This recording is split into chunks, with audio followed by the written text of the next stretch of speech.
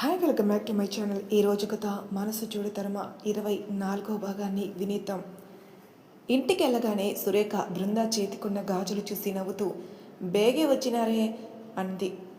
బృందా నవ్వుతూ, హా అత్తమ్మ, మళ్ళీ మీరా వాళ్ళు వెళ్తారుగా, వాళ్ళతో వెళ్దాం అని. అట్నా, సరేలే అని ఆవిడ వెళ్ళిపోయారు. బృందా దేవులు కూడా రూమ్లోకి వెళ్ళారు.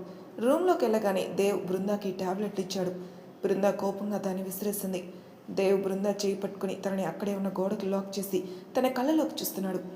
దేవ్ అంత దగ్గరగా ఉండడంతో బృందాకి టెన్షన్గా ఉండి మాట్లాడదామన్నా కూడా గొంతు పెగలక అలానే దేవుని చూస్తూ దేవ్ ఊపిరి తనకి తాకుతూ ఉంటే పరవశంగా కళ్ళు మూసేసింది. ఏంటి, ఊరుకుంటున్నాను కదా అని ఎక్కువ చేస్తున్నావు? అరవకుండా ట్యాబ్లెట్ వేసుకో, లేదంటే దేవ్ అంటే ఏంటో చూపిస్తా అన్నాడు. బృందా మెల్లగా కళ్ళు తెరిచి వేసుకోను అన్నట్టు తల అడ్డంగా ఊపింది. దేవ్ బృందాకి ఇంకా దగ్గరగా వెళ్ళాడు. ఎలా అంటే ఇద్దరు మధ్య ఇంచు గ్యాప్ కూడా లేదు. ఇప్పుడు వేసుకోకుంటే మనం ఒకటి అవ్వాల్సి ఉంటుంది.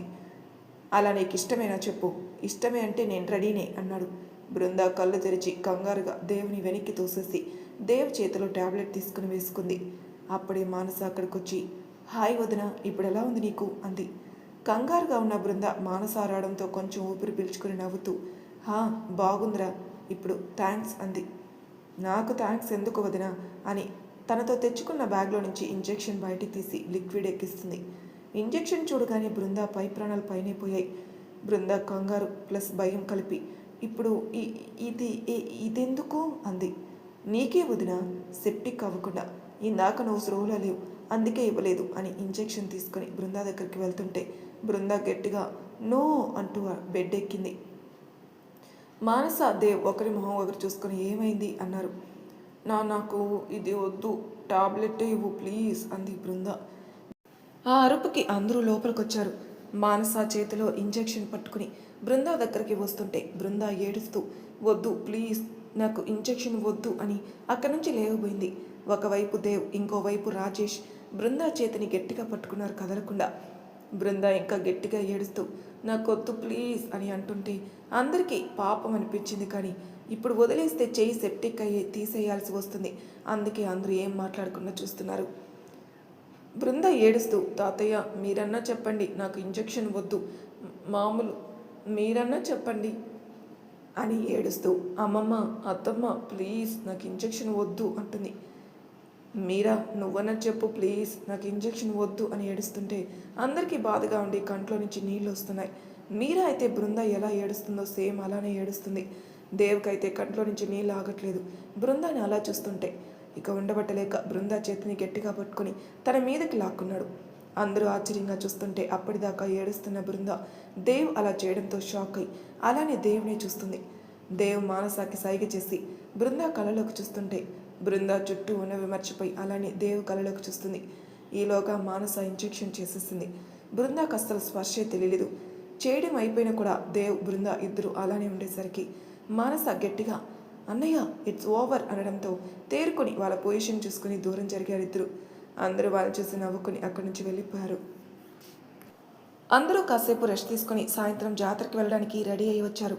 అందరూ రెడీ అయ్యాక బృందాకి రెస్ట్ అవసరమని తన్ని రావద్దని చెప్పడంతో దేవ్ కూడా అక్కడే ఉన్నాడు. మిగిలిన వాళ్ళంతా కూడా గుడికి వెళ్ళారు. ఇక దేవ్ మాత్రం ల్యాప్టాప్ తీసుకుని తన వర్క్ తాను చేసుకుంటున్నాడు. బృందా కూడా ల్యాప్టాప్ ఓపెన్ చేసి వీడియో సాంగ్స్ చూస్తోంది. కాసేపటికి ఇంట్లో ఉన్న పువ్వులు అవసరమని చెప్పి దేవ్కి కాల్ చేసి తీసుకురమ్మడంతో బృందాని ఒంటరిగా వదలడం ఇష్టం లేక కానీ తప్పక వదిలి వెళ్ళాడు. దేవ్ వెళ్ళగానే బృందా కాసేపు సాంగ్స్ చూసి బోర్ కొట్టి రూమ్ అంతా తిరిగి చూసి డ్రెస్సెస్ ఏమేం తెచ్చాడు లాకర్లో అన్నీ చూసుకుని దేవ్ వచ్చేసరికి నిద్రపోయింది.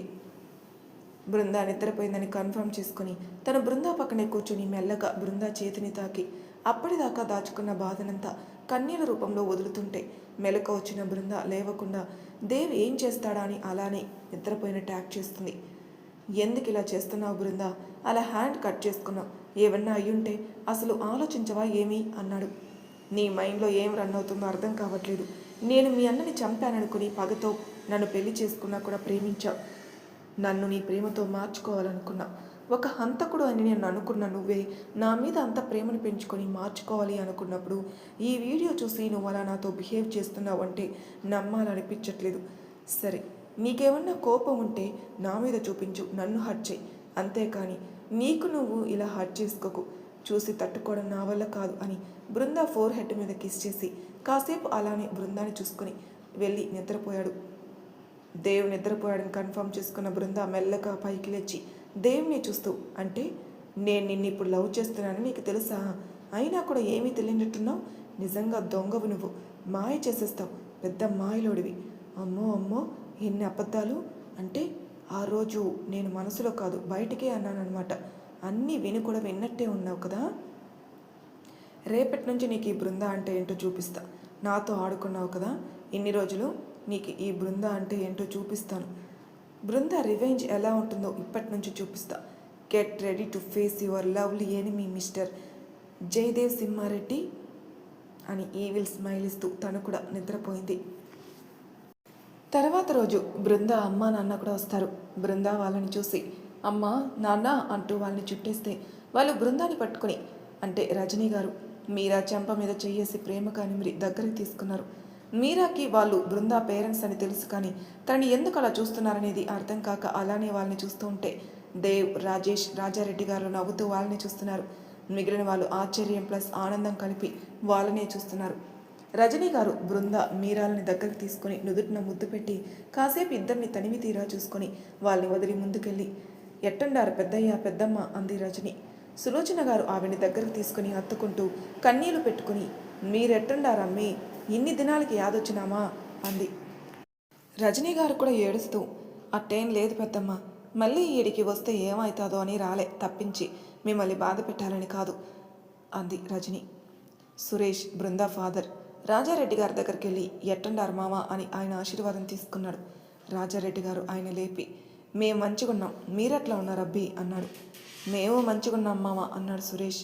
అని పక్కనే ఉన్న ఆనంద్ గారిని, మహేంద్ర, శేఖర్ గారిని చూసి ఎట్టండారు బావా అన్నాడు. నీకు ఇన్నేండ్లకి యాదకొచ్చినామారా అని ముగ్గురు ఆయన్ని హక్ చేసుకున్నారు. ఇటు రజనీ గారు కూడా సురేఖ, కవిత, రేవతి గారిని పట్టుకొని క్షేమ సమాచారాలు మాట్లాడుకుంటున్నారు.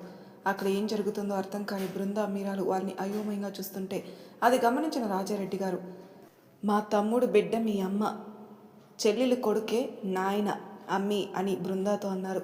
అంతే, బృందా షాక్. రాజారెడ్డి గారు అలా చెప్పడంతో బృందా షాక్తో, బృందాతో పాటు మీరా, రాజ్, నవీన్లు, ఇందులు కూడా షాక్. అంటే బృందా మీ బిడ్డనా అంది సులోచన.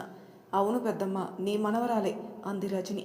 సులోచన గారు బృందాని దగ్గరికి వెళ్ళి, నువ్వు మా రజనీ బిడ్డవా, మా రాగిని మనవరాలివా? నిన్ను చూస్తుంటే అనుమానంగానే ఉండేది, అచ్చు మా రాగినిలానే ఉన్నావు అంది. ఆ దినాన జాతర గురించి అన్నప్పుడు కూడా నువ్వంటివే, మేవెందుకు మీరే సేయిపోయిండ్రి అని అచ్చు ఇట్టని అనేది మా రాగిని. ఆయాల మాకు నిన్ను చూస్తే రాగిణిని యాదొచ్చింది అంది. దేవ్ మీరాని పట్టుకుని రాజారెడ్డి గారి ముందు నిలబెట్టి, బృందా మాత్రమే కాదు, మీరా కూడా మీ మనవరాలే అన్నాడు. ఆ మాటతో అందరూ షాక్. రజని, సురేష్, రాజేష్ తప్పించి, అవును పెద్దయ్య, మీరా కూడా మీ మనవరాలే, నా బిడ్డనే అంది. రాజారెడ్డి గారు దేవ్ వైపే చూశారు. దేవ్ నవ్వుతూ కళ్ళు అర్పుగాని ఆయన కన్నీళ్లతో మీరా వైపు చూసి చేయి చాపారు. రజనీ గారు చెప్పిన మాటతో షాక్లో ఉన్న మీరా అస్సలు ఏం పట్టించుకోవట్లేదు. దేవ్ మీరాని రాజారెడ్డి గారి దగ్గరికి తీసుకెళ్ళగాని ఆయన మీరా తలనిమురుతూ ఉంటే సులోచన గారు మీరా దగ్గరకు వచ్చి ప్రేమగా కళ్ళ నీళ్లతో తనని హత్తుకుని అలా ఉండిపోయారు. మీరాకు అసలు ఏం అర్థం కావట్లేదు. బృందా పరిస్థితి కూడా అంతే. బృందా మీరాల పరిస్థితి అర్థమైన దేవ్ వాళ్ళకి ఏదో చెప్పలోగానే ఇద్దరు కళ్ళు తిరిగి పడిపోవడంతో బృందాని దేవ్, మీరాని రాజేష్ ఎత్తుకుని బెడ్రూమ్లోకి తీసుకెళ్లారు. మానస చెక్ చేసి ఇద్దరికి ఇంజెక్షన్ చేసి షాక్ వల్ల అలా అయిందని చెప్పగానే అందరూ నార్మల్ అయ్యారు. ఇంజెక్షన్ పవర్ వల్ల ఇంకో గంట వరకు కళ్ళు తెరవరని మానస చెప్పడంతో అందరిని తీసుకుని బయటికెళ్లాడు దేవ్. ఇప్పుడు చెప్పు, మీరా కూడా మీ బిడ్డ అయితే మరి ఇన్ని దినాలు ఎందుకు అట్ట ఆశ్రమంలో పెరిగినాది అన్నాడు ఆనంద్. దేవ్ అందరి వైపే చూస్తూ, ఇద్దరిని పుట్టగానే వేరు చేశారు నాన్న, ఇద్దరు ఒకే టైంకే పుట్టారు, అలా చేసింది ఎవరో తెలీదు. తర్వాత ఒకరోజు హాస్పిటల్లో అర్థమైనది మాకు ఇద్దరికీ ఉన్న రిలేషన్, కానీ అప్పుడే వాళ్ళు నీ తల్లిదండ్రులని చెప్తే మీరా ఎలా రిసీవ్ చేసుకుంటుందో అని. అదే కాక వాళ్ళిద్దరికీ ఉన్న హెల్త్ ప్రాబ్లం వల్ల ఈ విషయం అప్పుడే ఎవరికీ చెప్పొద్దు అనుకున్నాం, అందుకే ఎవరికీ చెప్పలేదు. ఏదైతే అదేనేమిది, మళ్ళీ మన బిడ్డలు మనకు దక్కినారు అంది సురేఖ. అవును, ఏదో హెల్త్ ప్రాబ్లం అంటివి, ఏందయ్యా? ఇద్దరు ఒకేసారి పుట్టారు కదా, ఆ టైంలో వచ్చే కాంప్లికేషన్సే. అంతేగా, ఇద్దరికి ప్రమాదం ఏమీ లేదుగా అంది కవిత. అలా ఏం లేదు చిన్నమ్మ అన్నాడు. రాజారెడ్డి గారు ఏదో ఆలోచిస్తున్నారు. ఆయన ఆలోచన ఏంటో అర్థమైన దేవ్ అందరినీ కాసేపు రెస్ట్ తీసుకోమని రాజారెడ్డి గారి దగ్గరికి వెళ్ళి, తాతయ్య మీతో కొంచెం మాట్లాడాలి అన్నాడు. అని దేవ్, రాజారెడ్డి గారు, రాజేష్ ముగ్గురు మేడపైకి వెళ్ళారు. మీరు అనుకుంటుంది నిజమే అన్నాడు దేవ్. రాజారెడ్డి గారు దేవ్ వైపు ఆశ్చర్యంగా చూసి, కానీ అదట్టా సాధ్యం? దేవ్, రాజేష్ ఆయనతో కాసేపు ఏదో మాట్లాడి ముగ్గురు కిందికి వచ్చేశారు. దేవ్కి కాల్ రావడంతో ఆనందంగా మానస రాజేష్ని తీసుకొని అందరికీ ఒక సర్ప్రైజ్ అని చెప్పి బయటికి వెళ్ళాడు. ముగ్గురు కారులో స్టార్ట్ అయి భార్గవ్ వాళ్ళని ఉంచిన ఇంటికి వెళ్ళారు. వీళ్ళు వెళ్ళేసరికి భార్గవ్ బయటికి రావడానికి మెల్లగా బెడ్ మీద నుంచి లేచి వస్తున్నాడు. దేవ్ ఫాస్ట్గా వెళ్లే లోపలే మానస వెళ్ళి భార్గవ్ని పట్టుకుని సరిగ్గా కూర్చోబెట్టింది. దేవ్, రాజేష్ ఇద్దరు మొహమొహాలు చూసుకొని నవ్వుతూ వాళ్ళ దగ్గరికి వెళ్ళారు. మానస, మనం ఎక్కడున్నాం అని వెనకే ఉన్న దేవ్ని చూసి రే బావా అనుకుంటూ లేవబోతుంటే దేవ్ ఫాస్ట్గా వచ్చి భార్గవ్ని పట్టుకుని ఎలా ఉన్నావు బావా అని మానస వైపు చూసి, కండిషన్ ఏంట్రా, అంతా ఓకేనా అన్నాడు. హా అన్నయ్య అని భార్గవ్తో, మీకేమన్నా తల తిరిగినట్లుగా కానీ పెయిన్స్ ఏమన్నా ఉన్నాయా అంది మానస. భార్గవ్ మానసాన్ని చూస్తూ తల అడ్డంగా ఊపుతాడు. మా చెల్లిని చూసింది చాలే బావా, కొంచెం బావల్ని కూడా పట్టించుకో అనడంతో దేవ్ వాళ్ళ వైపే చూస్తాడు.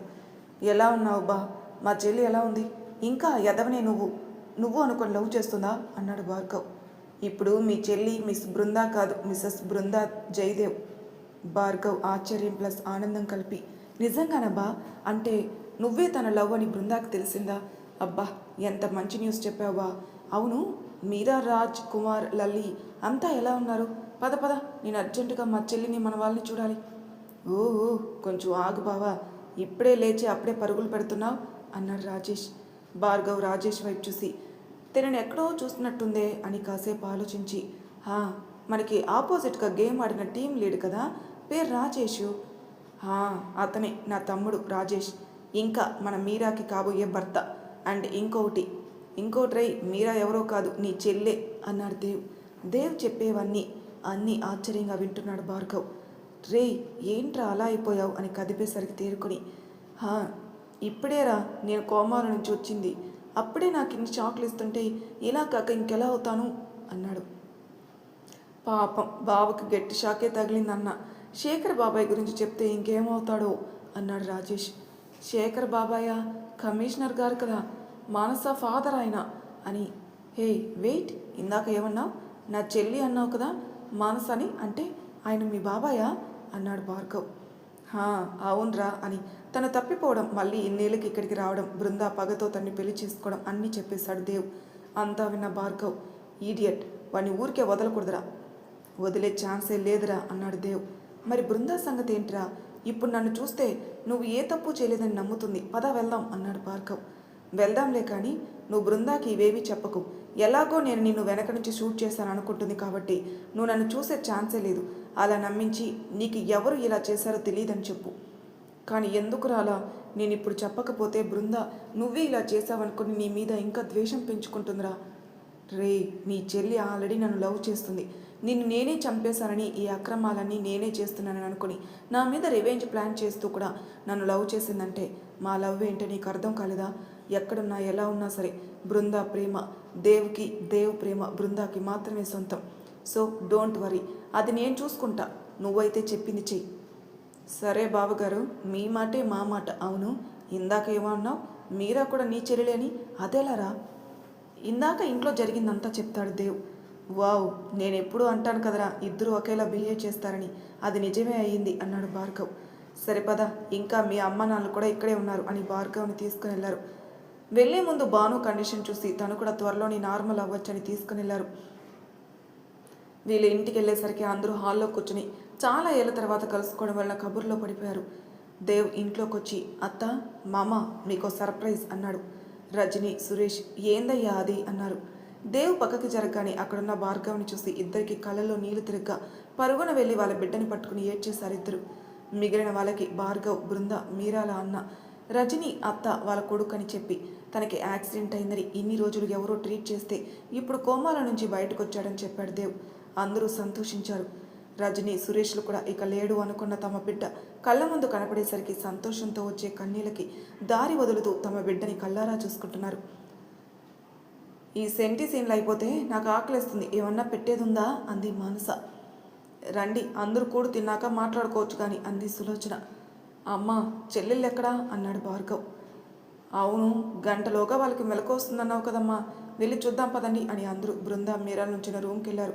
అప్పుడే ఇద్దరు మెల్లగా కళ్ళు తెరుస్తుంటే ఎదురుగా భార్గవ్ని ఉంచారు. ఇద్దరు కళ్ళు తెరిచాక ఎదురుగా ఉన్న భార్గవ్ని చూసి కళ నిజమా అని కళ్ళు నిలుపుకొని మరీ చూస్తున్నారు. ఇది కళ కాదు దెయ్యాలు నిజమే అన్నాడు భార్గవ్. వెంటనే బృంద మీరా ఇద్దరు ఫాస్ట్గా లేచి పరిగెత్తుకుంటూ భార్గవ్ని చెరువు పక్క చుట్టేశారు. భార్గవ్ ఇద్దరిని దగ్గరికి తీసుకుని తల నిమురుతున్నాడు. అన్నయ్య ఎలా ఉన్నావు, అసలు ఇది ఎలా సాధ్యం, నువ్వు చనిపోయావు, తనే నిన్ను అని అనబోయి అక్కడే ఉన్న దేవుని చూసి అదే నువ్వు చనిపోయావని చెప్పారు, మరి ఇదేంటి, ఇన్ని రోజులు ఏమైపోయావు అని అడిగింది. బాబోయ్ ఇక ఆపండి మీ సెంటీ సీన్స్, ఇక వెళ్ళి తిందామా అన్నాడు రాజేష్. అందరూ సరే అని భోజనానికి కూర్చున్నారు. రజనీ గారి దగ్గరుండి ముగ్గురు పిల్లలకి తినిపిస్తుంటే దేవ్కి కవిత గారు, రాజేష్, నవీన్లకి రేవతి గారు, మానస ఇందులకి సురేఖ గారు తినిపిస్తున్నారు. రాజు వాళ్ళని చూసి హ్యాపీగా ఫీల్ అయ్యి తినబోతుంటే కవిత గారు ఆపి దేవ్తో పాటు రాజు కూడా ఆవిడే తినిపిస్తున్నారు. అలా అందరూ తిన్నాక హాల్లో కూర్చున్నారు. నా అల్లుడు రావడంతోనే ఆనందాలు తెచ్చాడు అంది రజని. మరి ఏమనుకున్నావమ్మీ నా మనవడంటే అంది సులోచన. ఎంతైనా మా పెద్దయ్య పోలిక కదా అంది రజని. అందరూ అలా సరదాగా మాట్లాడుకుంటుంటే బృందా మాత్రం ఆలోచనలో ఉంది. అన్నయ్యని దేవ్ చంపలేదా, అంటే దేవ్కి ఏం తెలీదా, లేక అన్నయ్యనే చూడలేదా, తనని ఎవరు చంపాలనుకున్నది, మరి నేను చూశాను కదా, దేవ్ నిన్ను వదలను, ఇక నుండి ఈ బృందా నుంచి వచ్చే షాక్లకి తట్టుకొని నిలబడే శక్తి తెచ్చుకో అని దేవ్ వైపు చూస్తూ అనుకుని మాటల్లో పడింది. మరి తర్వాయి భాగంలో ఏం జరుగుతుందో నెక్స్ట్ ఎపిసోడ్లో తెలుసుకుందాం. అంతవరకు నా ఛానల్ సబ్స్క్రైబ్ చేయని వాళ్ళు ప్లీజ్ సబ్స్క్రైబ్ చేసుకోండి, లైక్ చేసి షేర్ చేయండి, మీ అభిప్రాయం నా కామెంట్ రూపంలో తెలియజేయండి. Thank you for listening.